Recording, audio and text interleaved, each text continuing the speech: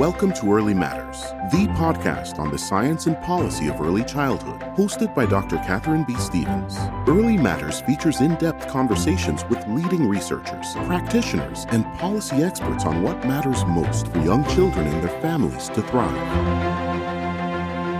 Welcome to the inaugural episode of Early Matters, the Center on Child and Family Policy's new podcast.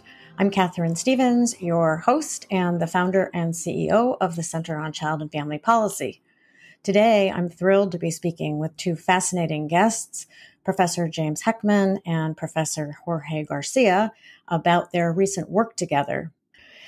Professor Heckman and Professor Garcia, thank you so much for joining me here today on the inaugural episode of the Center on Child and Family Policy's new podcast, Early Matters. I am really delighted to have both of you here.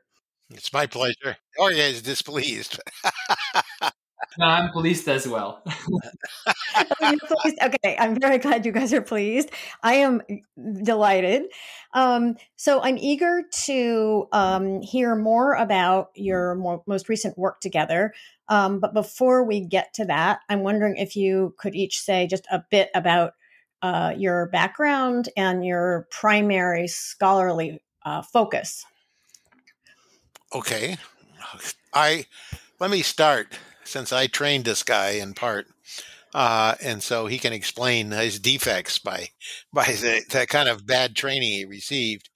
I'm an economist and have been at the University of Chicago for some time, and I have worked a lot on several different areas, and one area has been in evaluating and understanding what are called human capital programs to develop skills. Throughout my entire life, I've been looking at this question of skill formation, which initially took its form in terms of wage growth, but then gradually I've moved into the area of understanding the role of the family and the role of other institutions, in addition to ordinary labor market institutions, for creating skills in individuals. So that's my background. I work a lot. I have a center here that I direct called the Center for the Economics of Human Development, and its program is designed. Its research agenda is designed to sort of capture the multiple aspects of human flourishing and how we can create and grow all of the dimensions that are beneficial for our life. So that's a broad and somewhat pretentious overview, but yes, there it is. That's fascinating. Thank you very much. And Professor Garcia? Yeah, well, I'm Jorge Garcia. I'm a professor at Clemson University. I got my PhD at the University of Chicago under Professor Heckman.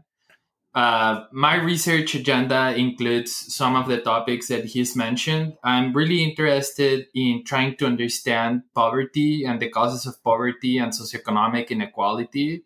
And as you may imagine, these early education programs that we've been working on for 10 years now, actually, are very important in understanding whether human capital formation could alleviate poverty. And, I'm also more generally interested in fertility, labor force participation, and the human development of individuals and how can they succeed in life, and how policies that allow them to build human capital can help them do that.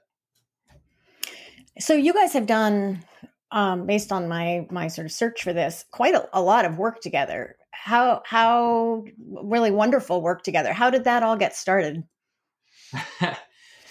Well, it all started by me taking Professor Heckman's class. I think this was in the spring of 2012, if I remember correctly. He teaches a very interesting class, very general class on the labor economics or the microeconomics of inequality and poverty, touching several topics.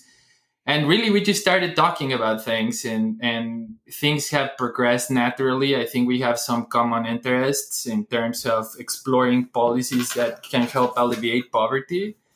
And it's been really nice to interact and work together. I've learned a lot from Professor Heckman's standards on research, and on, his way of thinking about problems. But I think he's also been really accepting of my ways of thinking about problems, which are sometimes different. We read each other's works and comments, sometimes in a continuous basis, sometimes in a daily basis when we're working on a paper.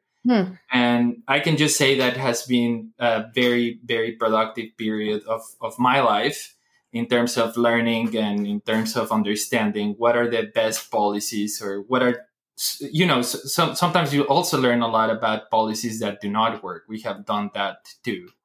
So that's, I mean, he may have his own view of things, but that's the way I see it. Well, let me explain my own. Of course, I think it's fantastic to be able to have a colleague like Jorge, and he shows a departure from the kind of script that's frequently played and is developed in a lot of modern academic settings of people sort of interested in getting quick papers out and not being that careful with data. And making, it's very, I remember a few years ago, without mentioning people, some journalists picked up on some, usually younger people who were making bold statements with data. And, there was this whole notion that here we're looking at the data and all these old fogies weren't looking at the data. And in fact, a lot of these guys were very careless with data, and they later were exposed in that way. I think Jorge comes across with a deep concern. He has a deep interest and a lot of good ideas, but he also is serious in a scientific way. And it's a pleasure. I mean, it's really gratifying to me to be associated with him, because he has this curiosity and he has this ability, which is great. But he also, in terms of empirical work in economics, is really hard. I mean, people will say, oh, we can look at big data, we can run machine learning algorithms, and it sounds all very simple, but it really isn't, especially when you get down to the question of defining variables and understanding the limitations of studies. It's very, very hard. It's extremely hard. For many years, I was editor of the Journal of Political Economy and editor, and I handled a lot of empirical papers. And I found it almost impossible to really read and judge these papers, because empirical work in economics involves a lot of judgments, and it involves a lot of care. And you can tell when there's been care to an extent. I mean, usually when when it's not careful, when they say, I tried everything and nothing changed my results, and you'll hear that frequently in a lot of seminars, and usually it's false. But in Jorge's case, he tries a lot of things, and he does a lot of interesting perturbations. So he doesn't just take the first number or even the 10th number or even the 100th number that comes off the machine from any computer code, but literally looks at the numbers, and we interpret the numbers. And together, I found it extremely productive. And he's made a lot of good ideas, conceptual ideas, empirical ideas, and just creating a continuing enthusiasm. To me, I get sometimes discouraged about academic life in the United States at times because of the strong incentive to publish and to just grind stuff out and make a splash. And I honestly think of Jorge as a scientist, and I think it's a very rare trait among a lot of younger scholars in economics. But so it's a pleasure. It's an honor. So. Well, I'm going to add just a little bit regarding that. When, you're a student, you're shopping around classes, you're seeing what professors align with your interests and so on. And the one thing that I remember going around different faculty members, talking about them and asking, who should I work with? Who are the best professors to learn from? I don't care if I have to stay an additional year in grad school or so on, which is commonly what people also ask. And every single person would say, here in the faculty at the University of Chicago of Economics, if you want to do science, you need to work with Professor Heckman. So, he's just really, in my opinion, a scientist. No, I don't see him as an economist. I really see him as a scientist. Well, unfortunately, there's a contrast, but I appreciate the accolade you just gave me. But I think and I would say you're a scientist too. So here is a mutual admiration society. But there really is what it is, I don't know if you've ever seen some of these Feynman. Remember Feynman? He was a physicist who did a lot of great work in quantum electrodynamics and shared the Nobel Prize. But he has this great discussion, and he talks about social science, and he actually is very skeptical of social science. You can see it on YouTube. You can look down Feynman on social science, and it's pretty negative. And what he says, though, is that, he says, there's something out there called social science. And he said, and it pretends to be a science. They go and collect the data, and they talk about testing hypotheses and so forth and so forth. And they make all these claims. And he has a particular claim that food grown organically is better for you than other food. Okay. And he says, but I look at these studies, and I'm someone who's done a lot of work, and we've done a lot of empirical work. And in my field, it takes a lot of effort. We spend a lot of time. You got to check the data. You've got to check the calculations. You've got to check the experiments. And he said, and I just don't see that happening in social science. And I think he's right. I think he's right in the sense that he was right. And I don't know if it's improved much. Part of it is journalism, to be honest, that makes, somebody makes a quick statement. It sounds titillating. The reporter comes along and gets a number of hits for reporting that and then moves on. But the larger issue, and Feynman was right, that a lot of these people, and I don't want to mention names, and I'm not to say it's only economists by any means, but it's there's a sense of just that they're processing data and getting a splash. And the hard work is really hard. It's hard. It's harder than you might imagine. And it's sometimes so unpleasant that maybe you wonder why you're doing it. But you know why you're doing it, because every once in a while you discover something new. And then when it really holds up, then you've done something. You've actually done something. And that's a lot better. So anyway, I think Feynman, was a little brutal, pretty tough. And I know that was kind of a discouraging video to have up on YouTube. But I think I don't think there was even YouTube when he was giving this interview. But I do think that there is a sense that it's not fully appreciated about how hard it is to reach good conclusions. We know this is true in physics, right? Think of all the standards. Think about Hawking. Here's a man who's brilliant. There was no experimental verification of his work. And as a result, that he suffered dearly because there was no verification or think with the Higgs boson. Higgs waited for decades before experimental work was actually conducted that verified his conjecture. Mm-hmm. Now, I don't think economics has quite that standard in economics, Nobel Prizes and so forth. But nonetheless, I think that is a standard of science, that you really have something that's real, and it's documented. And so there's a lot of effort. A statistician now deceased named Friedman, who was at Berkeley, talked a lot about shoe leather. And what he meant was just going out and doing the work and collecting the data and going. So it was a question of thinking and looking at alternatives. That's another point that, there's a whole different set of methodologies in science and social science. And unfortunately, what's become the standard in many areas is kind of like the idea of the social experiment. You set up an hypothesis and you test it. And that's okay. That's fine. It has a role, no question. But the other larger issue is thinking about alternatives and say, okay, here's this data, but we have some evidence that this is true, But what do we have evidence that these other things aren't true? And Mhm. it's a very hard and tortured process, and it doesn't have the precision that just setting up an experiment would do. And that makes some people very uncomfortable to the point where they'd say, well, that's not evidence. But there is evidence. And the evidence comes through all kinds of sources of just learning about the data, the problems, the background, and then the methods and considering the range of alternatives. That's the hard part, but it's the exciting part too.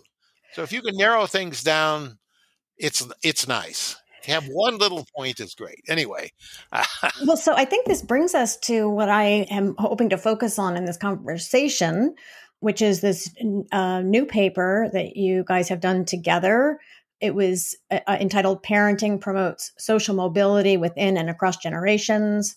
It was published recently as an NBER working paper, and I believe it's coming out in the annual review of economics in August. right. So I'd love to begin with just I'm suspecting that the way this work was done relates to what Professor Heckman, what you were just describing in terms of how to do this sort of work. I would love to begin with just an overview of what this project was. What was its core aim? What did you look at? And just sort of highlights to start with. What did you find? Well, I'll start because some of this predates Jorge in the sense that some of it predates some of the early work that I did on the Perry preschool program and work with some other co-authors, very, very distinguished too, I would say. But what we've done is a series of papers. And again, part of the scientific process and the empirical process is to try to interpret, collate, and really try to find the essence of what's going on. So initially, there was a lot of studies just looking at treatment effects. What's going on? Did this program work? That's the kind of standard policy problem that you'll see addressed in a lot of circles.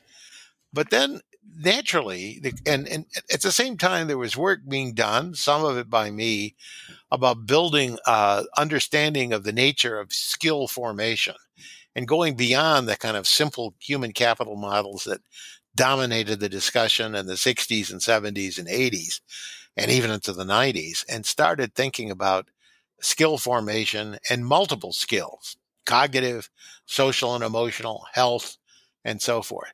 And so we saw very beneficial impacts of these programs in the sense that these interventions that were judged by experimental evidence, people randomly assigned and followed. In this latest paper that Jorge has worked on and I've worked on, we have followed the Perry children until the middle 50s. They're 54 years of age on average. And so we can look at these kids who were starting at 3 into a program and then we follow them for 50 years over their lives.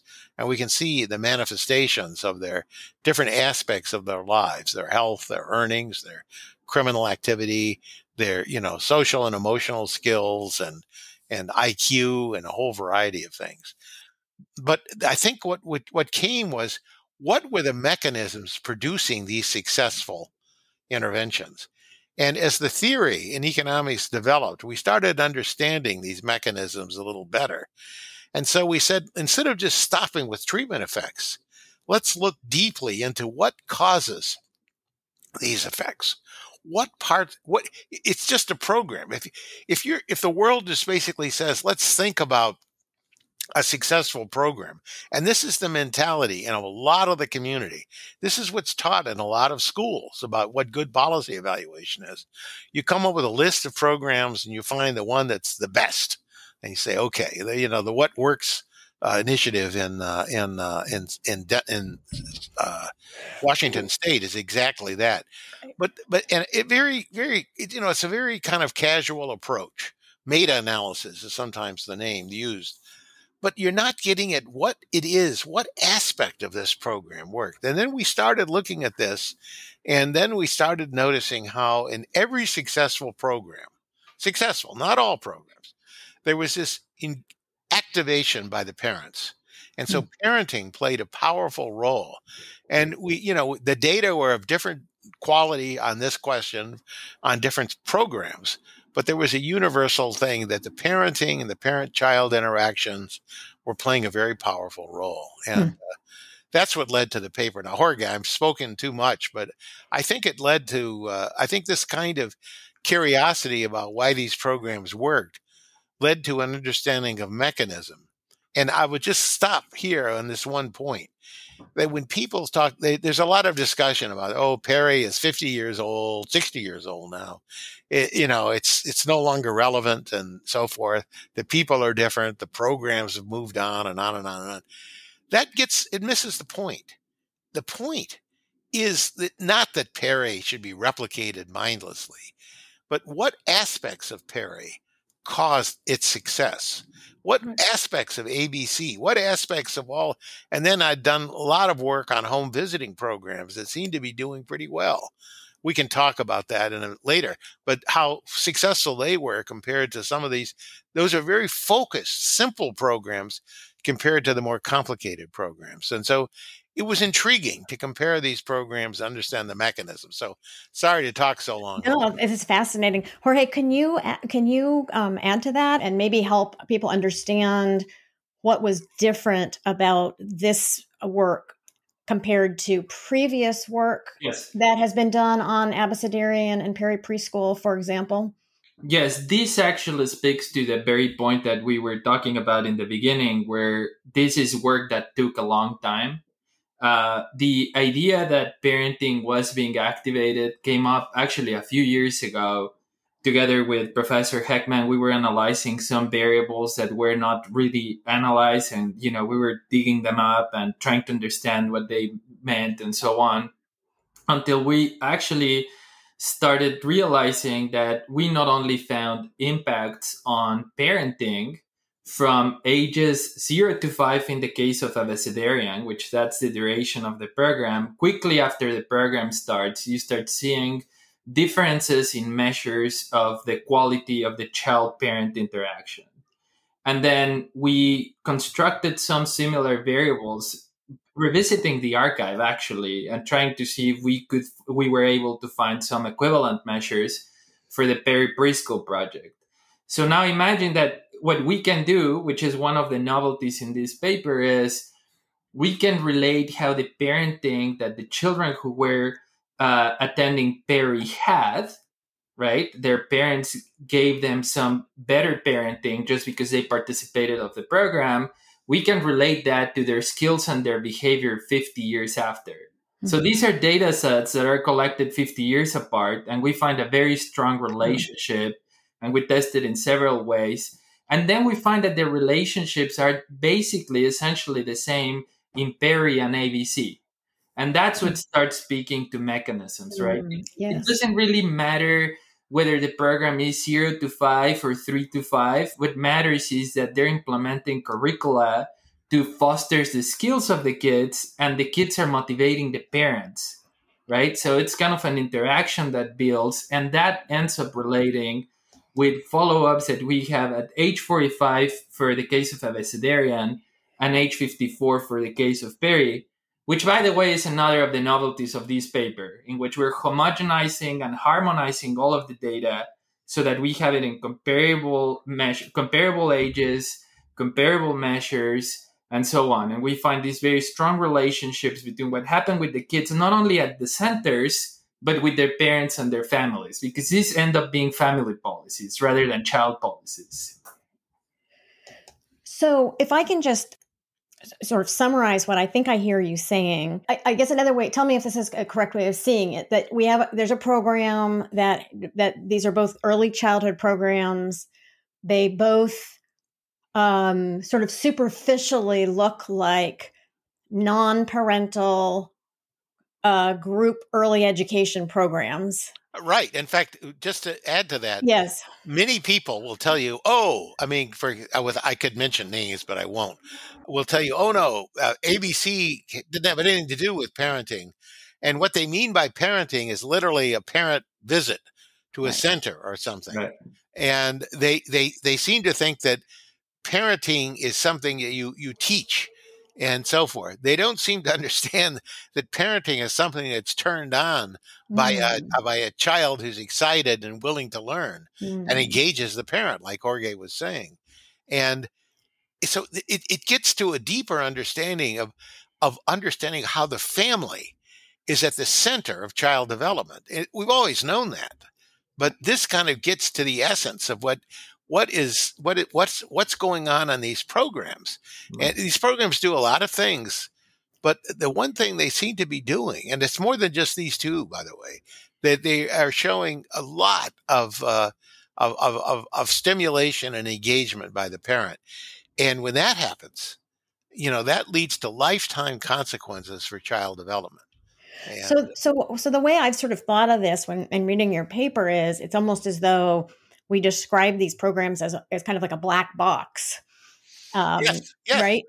Correct. That's the style. This black box produces this effect, and what you guys are trying to do is open that black box up and see what is it in there that is sort of the active component that's driving the observed effects. Is that a correct way of seeing this? It is, I believe. And I think more than that, it's actually looking at something that went beyond this kind of the normal notion of saying, here's this program targeted to this child. See, there's the vision of these early preschool years as being like a classroom. The kid comes into the classroom, you lecture on the board, you tell the kid what to do. It's a little more simple than a regular classroom in an elementary school, but still it's a model of a teacher standing in front of a student. Instead of understanding this process of scaffolding, where the parent and the child are really engaging each other, and the parent is taking the child to the next step. And it's really, again, the word parent is key here. People want to think of this as a center that rescues the kid from the parent. It's not. It's engaging the parent, and that you can engage the parent in many ways. Like Jorge was saying, when the kid's stimulated, the parents are stimulated. I mean, it's that simple. I mean, and the other part that we'll get to is that there are spillovers that occur. Jorge has a nice new paper working on these spillovers, and that not only other children in the family, but we have spillovers across generations. So we said these Perry children are 54 years of age.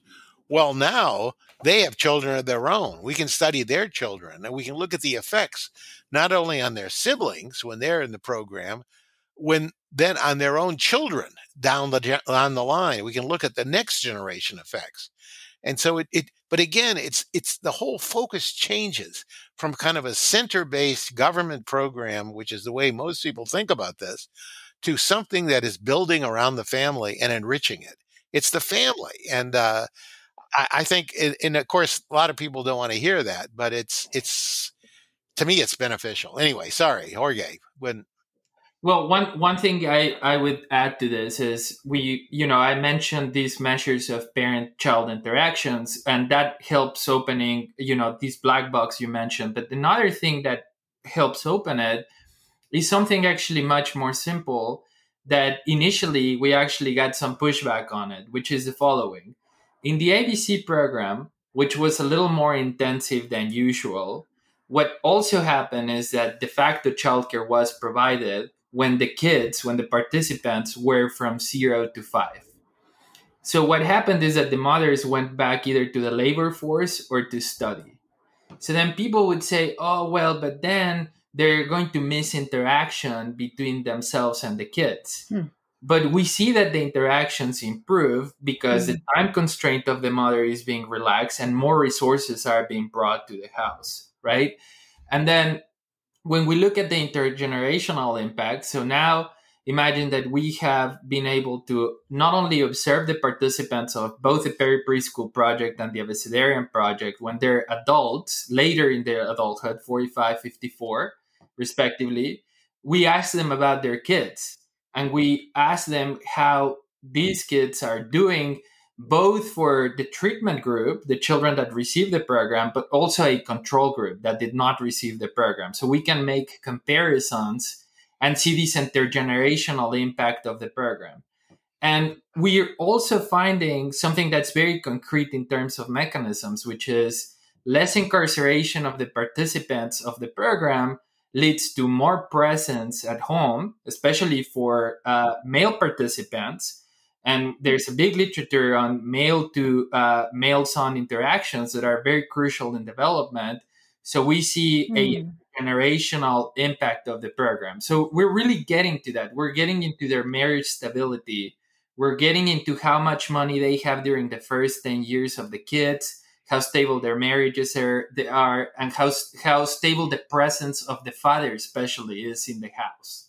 So let me just see if I'm getting this correctly. So what you're saying is that the kind of sort of essential effect of Perry and Abecedarian was, one way or another, the kind of improvement of child-parent interactions.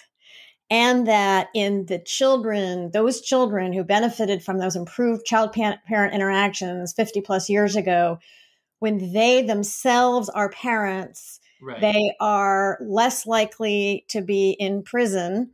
Right. So decreased crime, but that actually also translates into improved parent-child interactions in the current, in their subsequent generation. Is that right? That's Yes, right. but also the families are more intact. Right. So And the the families next are more generation intact. family, they're living together, and so there's a two-parent family that's they're growing. Their children are growing up in. Partly because the father's not in prison, and they're earning more during those periods when children are living at home. I see. And so what it creates a bubble. It Yes. creates a protective bubble around the child, their own child, going into the next generation, which has beneficial effects. And I think that's important to. And what's interesting, and this is something that Jorge pointed out to me, it's really very useful, and that is that later in life, when you look at the kids in the initial cohort of children, and you look at what they're doing at age 54, some of their initial gains aren't so strong, like in terms of earnings and so forth. But during the time that their child is being born and reared, they are much better off. So it's, even though, so it's like you're passing the torch, but you're passing the torch to better parents across generations. So it's a parenting program in that sense. I see. And just one thing is, Yeah. in terms of the content of the program themselves, obviously there's rich content and rich curricula that's helping those kids in that moment to develop skills. But what we're trying to point out is that the program's elements and impact goes beyond that, right? Right.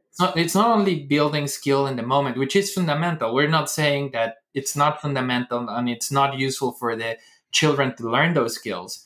But then I think it's also important to recall that the kids are going to stay with the parents for a number of years more to come after the program already improved that interaction. And the program's going to stop at some point, right? So that element is going to stay with them. Right, exactly. So in this paper, you use data from Perry and Abecedarian, and then you also looked at several other programs. Can you talk about what those were and why you were looking at those in a kind of a comparative framework with Perry and Abecedarian? Well, I'll start this because it involves some other work that I've been doing, but it now is integrated in this work with Jorge. And that is, I have also been engaged for a while in what are called home visiting programs. And there are programs that were developed by a group of people in Jamaica. Sally Grantham McGregor is the primary force, but Susan Walker and Susan Chang were both major contributors as well. And this program has the quality, which is totally simple. Perry is like 3 to 4 hours a day, 5 days a week during the school year. Abecedarian in the last 2 years, Abecedarian is more like 5 years, and it's more intensive, 8 hours a day. It has a child care feature, which Jorge mentioned already. These other programs are totally isolating. And by this, I mean, they're very, they, I think of this, it's very pretentious, but I still will make the statement. What did Madame Curie do? Madame Curie took this idea. Sounds like I'm going off the deep end here, but I'm not. Let me just bear with me a minute. So remember you don't remember, none of us remember, but the story was that Madame Curie came across this finding that had been made by this French scientist Becquerel. And he noticed that he had a photographic plate, and he had put some pitchblende on the plate, and the pitchblende left a mark on the plate. And nobody could figure out what was coming out of this rock that he had put on this. It was an accidental experiment, kind of like the discovery of penicillin, I guess. But Madame Curie and her husband basically decided that they wanted to isolate what was it in pitchblende that worked. And so that's where she ended up discovering radium. It was a very painstaking process. A lot of movies are made about it, books, but it was a true act of science and even an act of altruism for science. They just sacrificed their personal life and it turns out safety because of the radiation, but they didn't know that at the time. But what was interesting is they isolated this element. Well, I've been working on home visiting programs, and unlike these other programs, Perry and ABC, these programs operate with one visit per week, 1 hour a week. This is much less intensive than these other programs. But what does the visit do? It's not even interacting with the child. It's interacting with the parent. And what is it doing? It's advising the parent, giving them information about tasks that they can do to help guide their children, challenge them to build skills. So it's a weekly visit. And in Jamaica, actually, it was like biweekly in some cases. So it turned out to be something very, very low key and much less costly as a result. So I was looking at these programs too, and we could collect data on those programs. So I've been analyzing the Jamaican data with the Jamaicans, who properly deserve all credit for that program. But we also started a version of that program in China, out in Gansu, which is in Western China. So here's a program that looks like it's completely it's not saturating the child. It's not having a nurse in school. It's not talking about, the home visitor doesn't have to have a college degree, doesn't have to be a registered nurse, doesn't have to be any of these things which are part of the folklore and the boilerplate of a lot of modern American early childhood programs. But it's that 1 hour a week, and it seemed to be having real effects. So I've written some papers on Jamaica, and we find that at age 34, an experiment that was started when this program started, when it began, these kids were like 6 months old, and they were followed into their 3 to 4 year period, was having a real effect. And it was having an effect on the child's development. And then we looked at what happened in Ireland, where a similar program was developed by Orla Doyle in the slums of Dublin. And again, it was like a fortnightly program where they actually visited the parents. And then the Chinese program, we again visited the parents. And then we said, okay, that's interesting. What are the effects of these programs? I saw pretty strong effects in Jamaica. But I said, so what happens then? How do we compare the effects of these programs with some of the more intensive programs? And the reason why it's interesting is that these programs cost about 5% of what Perry cost, and even a smaller fraction of what ABC cost. Say, well, how effective were they? And again, going back to what Jorge said, and Jorge played just a major role in all this, we have comparable data. And so really, instead of doing this meta-analytic stuff where you put in a bunch of garbage where different people, different test scores, you use different measurement instruments, lots of differences which could contribute to just make it a noisy exercise. We were able to come with common measurements, and we're able to see what was the effect of these very simple home visiting programs that took the parenting part out of ABC, just that piece. And how much did that work? And we found surprisingly large effects that were not fully comparable to Perry and ABC, but were pretty strong, right, Jorge? I mean, they were very, very strong in those. And again, we say, wait a minute. So we feel, I mean, again, we're now in company with Madame Curie, but we feel in some sense we're isolating a component that gets neglected, which is the parent. But it shouldn't be neglected. I mean, people like Flavio Cunha, who's at Rice now, and had been at Penn, and done a lot of work with some good anthropologists, and also he's an economist, but he's done a lot of work finding how much parents know about their own child development. And disadvantaged parents don't know that much, surprisingly, about what a growth trajectory is and how powerful their role is. And so what happened is that by giving these parents that kind of information and turning them on, we were directly measuring parenting now. Right. And we could see that it was producing effects analogous to what we had indirectly inferred from parenting in the ABC and Perry study. So, Jorge, please elaborate on this, because yeah. So these measures, what I think what's very interesting, or what you may find interesting, is the measures that I mentioned. We went back to the archive, and we went back to the archive, a year or two ago. This is not something that we made up or something. We revisited. We continuously actually revisit the archive of Perry because we're continuously interested in digging more data, verifying all our data. I mean, the amount of verification that goes on in the stuff that we put out is very substantial for the same reasons that we've discussed before. So we come up with these measures for ABC and Perry, comparable. Then obviously we having some discussions and knowledge of the work that Professor Heckman has done with other collaborators in China and with the Jamaica project, we started to try to build this comparison, but in similar, if not in many cases, identical metrics.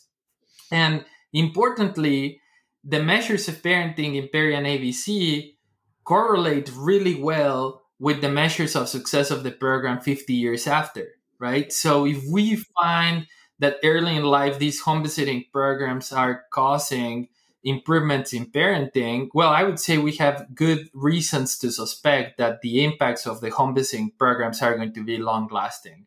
And that was what we were really interested in documenting, just the comparison, the common metrics, and build a well-justified arguments that these home visiting programs are going to have long-lasting impacts, which Jamaica, in some of the work that Professor Heckman has done, already has, because they already have follow-ups later in life. So 34 years of age now. Yeah, right. So that again from a randomized trial. So right. we have.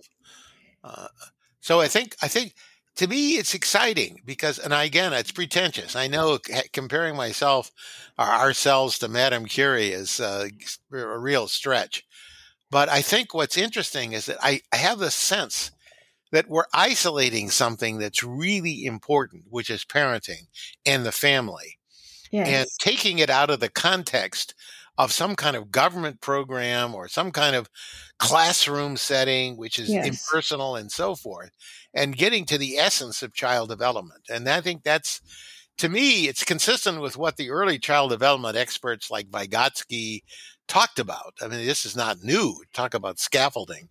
Right. But what's new is the measurements we can take on it, and then the interventions taken with long-term follow-up and with much better tools for statistical analysis and for interpretation. But I think it's exciting. But it should change the nature of the discussion about early childhood, and move the discussion away. Right now, when people are talking about funding these programs, they're talking about these center-based programs, and they see somehow a classroom model, and they're putting a classroom for little kids, and it's wrong. I mean, it's just the wrong way to think about it. What you're doing is you're activating the parents in the lives of their kids, and I think everything we know says that that's going to work, whether it's in activating them in high school, activating them at the beginning of life. But beginning of life, we know, is important for a lot of biological developmental reasons. So the way I'm hearing you describe this, I almost picture like a multi-component intensive early childhood program as a center-based non-parental group program, as kind of a Rube Goldberg contraption. Yes. Right? That The way just it's conducted typically in these centers. Yes, right, exactly. and that what you guys are saying is, you don't have to have the ball fall on the parrot's cage and then have the parrot like grab the thing, et cetera, et cetera, et cetera. Yeah, no, Is that, exactly. For yeah. example, around here, there's a very well-funded program called Educare that's Yes. been funded by billionaires, George Kaiser in Oklahoma, and so forth and so on. All this is to the good. There's a great center here nearby. It's a wonderful facility. You go in Yes. there. There's a child psychiatrist there, a psychologist there. Very clean facilities, a nurse, and good computer facilities for little kids, or at least Mhm. age adapted games and so forth. By every measure, you look at it and you say, "Oh, this is really a very impressive thing," and it is impressive. However, it's also impressive that it costs like $30,000 to $35,000 a year per child. And you ask, well, that's going to tend to blow out any kind of especially when you're going to countries like China, Western China, and into Jamaica. Nobody's going to afford that. But the question is, do you need all that? And I'm not saying you don't benefit from some of that. But Right. I think the crucial thing is that yes, it is like Rube Goldberg. And you see papers are written. All these groups that are right now, the whole early childhood literature in the United States is it's now gotten kind of ossified, and it's got these different groups. And a lot of these people are selling franchises, and you're supposed to get training in my center and do this and be an RN, and you must have a college degree. These visitors in Jamaica and these visitors in China are high school students, high school graduates. I mean, they're not college graduates even. The people who train them are, but not the people who visit. And they're people this is the other part of it. This home visiting component is very attractive because the visitors are of the community. They're Interesting. not it's not like you're descending on a bunch of Interesting. matronly white, MAs or PhDs who are, Right. looking at them under a microscope. Right. Right. These are just local people. So I see. I visited Tibet a couple of years ago and looked at a program that's being set up. And there we were out in rural Tibet, way out 100 miles west of Lhasa, going out, literally everything you might imagine from the good earth, but even more. Tibetan, it's a yak in the yard, a compound. There really was a yak sitting there, and the whole family was there. And it was like, but what was going on was this visitor came in, and the visitor was no more educated than the mother. But the visitor came in and interacted with the child and the parent. And the parent was excited and Mm. the kid was excited. And then Mm. the parent said, yes, I'm going to follow this lesson for the next week. And it Mm. was kind of, to me, it was so flexible. It was like the difference between a Model T and a Mercedes. A Model T will get through the mud. A Interesting. Mercedes, if it has a computer problem, it'll be sitting for days at the shop. So there's a sense in which the Model T image is a little bit. I like the Model T only because it was so robust, right? No matter how dirty the road, however, you could crank it up and it would eventually run. But some of these programs have that kind of Model T versatility, and Huh. that's what you want. And also the other part is that it's making contact with the community on its own terms. And Interesting. that's really important. I think there's a notion of social workers who coming in and, it's a little bit like Jane Addams teaching, here, this is how you're supposed to do it, folks. And, this is the right way. And that leads to a lot of tension by people with different values. And they're not telling them to read the Koran or to read the Bible or to read the Talmud or whatever. They're telling these kids, parents, how to interact with the kid. Right. And it's on a very basic human level. Interesting. It's not culturally bound in that way. So that's anyway.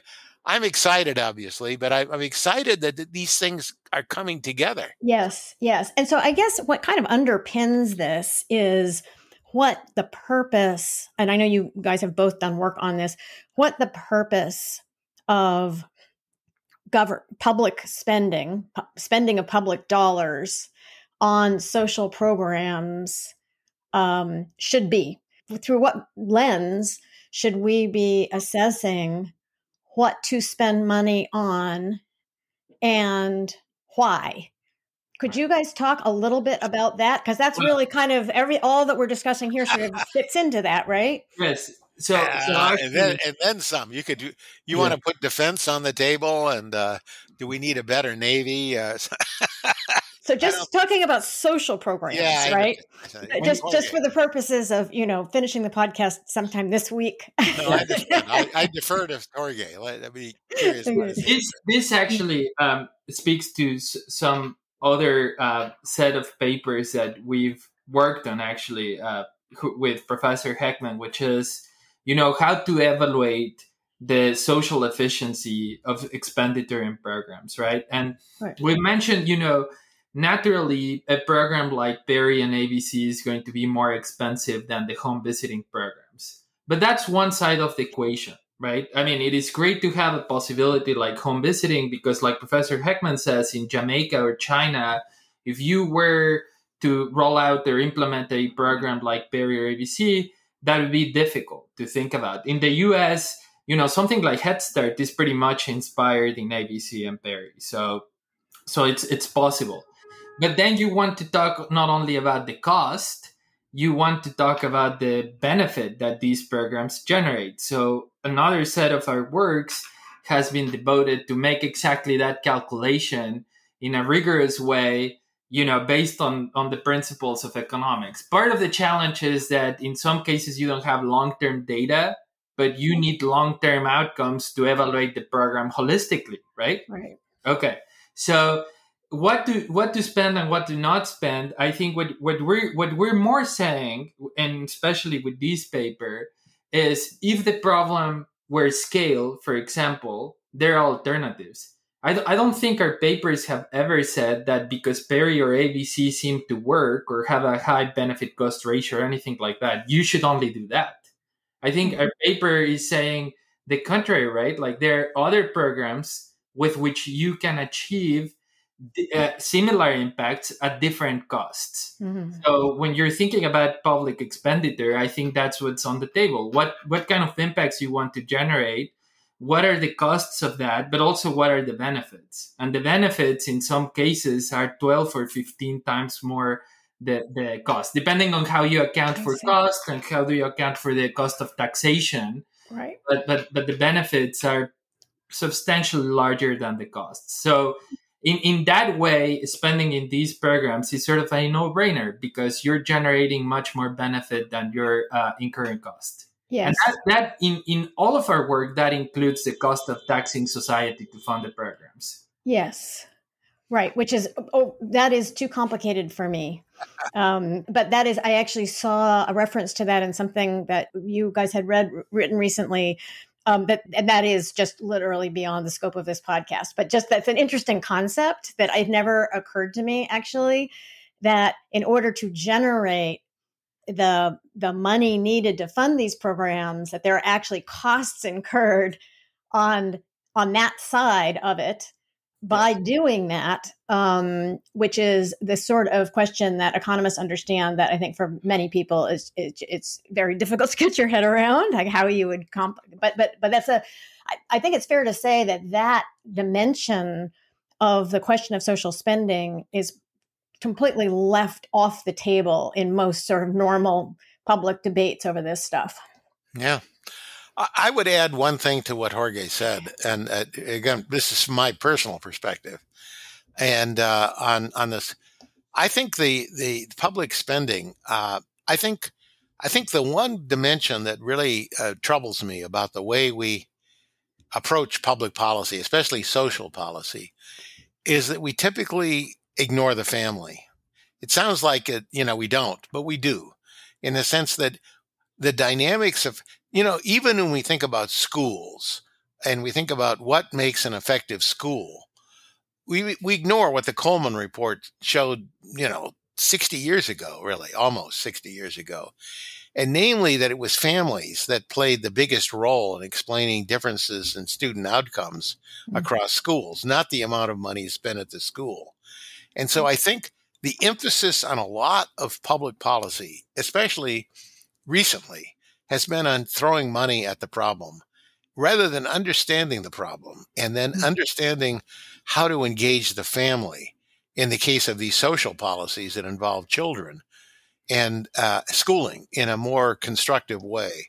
So I honestly think that that we have to really think hard about American families. And everybody says this, but when it gets conflated with race and ethnicity, the people get very hot under the collar. Well, we're not talking about, judging people. We're talking Right. about supplementing lives. And I think that's, to me, what a major finding from this work is, that we just have to think more different, in more different fashion than we do now, to think Right. about what's going to drive success of these policies and to integrate the family back into economic policy or to policy. Thanks so much to Professors Heckman and Garcia for this fascinating look at their work. This turned into a long discussion, so we've split it into 2 parts. This was part 1, and part 2 is coming soon, where we'll pick up our discussion on the importance of focusing more attention on family and public policy. In the meantime, please subscribe to the podcast so you're always up to date. Check out our work at ccfp.org and follow us on Twitter at _CCFP and at KB Stevens. We look forward to seeing you on the next episode of Early Matters. You've been listening to Early Matters, the podcast on the science and policy of early childhood, produced by the Center on Child and Family Policy.